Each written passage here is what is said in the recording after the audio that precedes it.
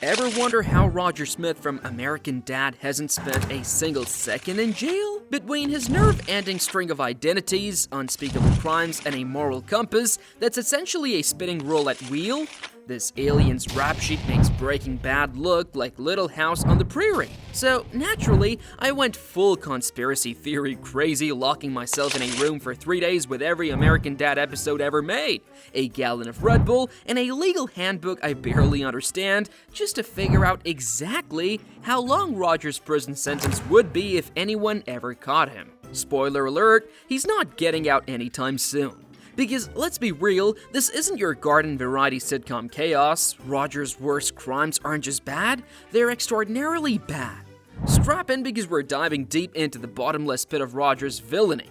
Justice may be blind, but if she ever gets her hands on this guy, she's throwing the book in the library at him. Let's start with the talented Mr. Dingleberry. It all starts with Roger's decision to help Steve win a school talent show. Seems harmless, right? Wrong. Roger takes on the persona of a ventriloquist dummy named Mr. Dingleberry, and before you know it, he's knee-deep in sabotage. First, he drops a weight on a rival singer's larynx because apparently hitting the high notes is an unforgivable crime. Then poor Barry gets locked in a sauna, probably rethinking every life choice that led him to this moment. And just when you think Roger's done, he frames an innocent ventriloquist for murder. Yes, murder. All this for a middle school talent show.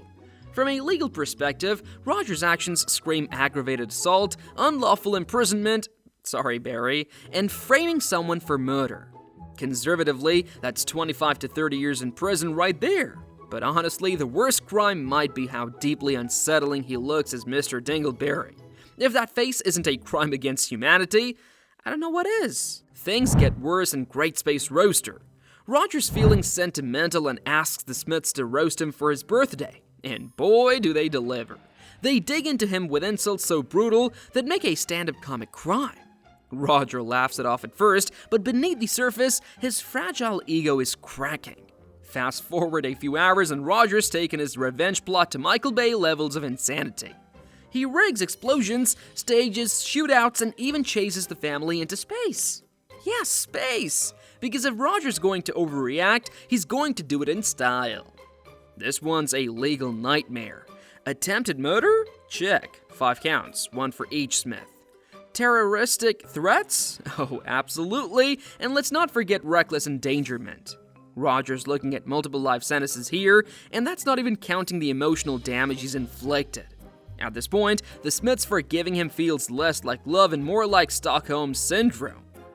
Now, for virtual insanity, Roger's crimes hit a new level of absurdity in this one. After a group of frat boys refuses to pay him $20 for a limo ride, Roger decides that the only fair punishment is murder. He tracks them down one by one, running them over in increasingly ridiculous scenarios. The grand finale, Roger somehow kills the last frat boy on a plane, causing the entire aircraft to crash. Because why just commit murder when you can also cause mass manslaughter?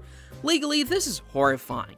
We've got multiple counts of first-degree murder, mass manslaughter for the plane crash, and probably violating FAA regulations while we're at it. Roger's looking at so much prison time, he'd need a time machine just to serve it all, and yet, he'd probably spend his first week in jail starting a cigarette cartel or something equally insane.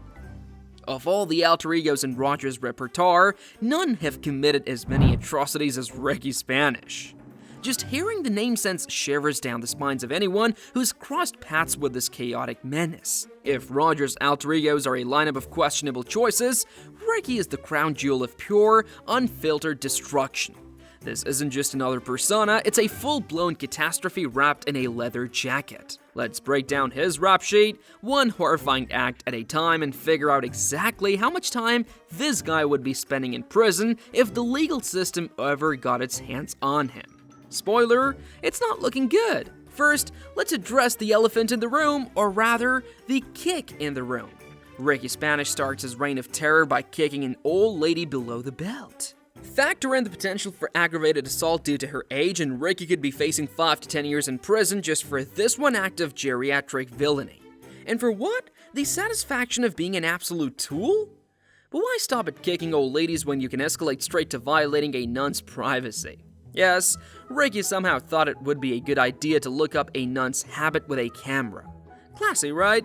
This isn't just offensive on every moral level, it's a criminal act. Criminal voyeurism is the charge here, and it's not something the law takes lightly. And in the context, targeting a nun, and Ricky's really outdone himself in the going straight to hell department. 2 to 5 years in prison seems fair, though honestly, that feels like getting off easy for a crime that's as creepy as it is sacrilegious. Among Ricky's worst crimes were abandoning Brian Lewis in Tijuana with no way to get home and taking out Bullock's wife with a katana through the heart on her birthday, no less. Steve makes the colossal mistake of trying to redeem Ricky, who returns the favor by letting him take the fall literally for a sweater heist that he orchestrated with his partner Daniel. In any court of law, this would result in life without parole or even the death penalty in some states. But somehow, there's still one crime left that tops all of this. The big one, the 200. This is it, the granddaddy of all Roger crimes. During a field trip to Langley Quantum Labs, Roger decides to mess around with a Hadron Collider. What could go wrong? Oh, just the literal end of the world. The experiment releases 200 of Roger's personas, turns Langley Falls into a post-apocalyptic wasteland, and shuts down power worldwide. Millions die, civilizations collapse, and Roger just shrugs it off because, well, that's Roger. This is next-level destruction. We're talking crimes against humanity, global environmental destruction, and probably negligent genocide. Roger wouldn't just go to jail for this, he'd be locked away in a secret government facility so deep underground, not even his personas could find him. Honestly, if Roger doesn't represent the ultimate argument for better alien containment policies, I don't know what does. After meticulously adding up Roger's rap sheet, it's safe to say the legal system would need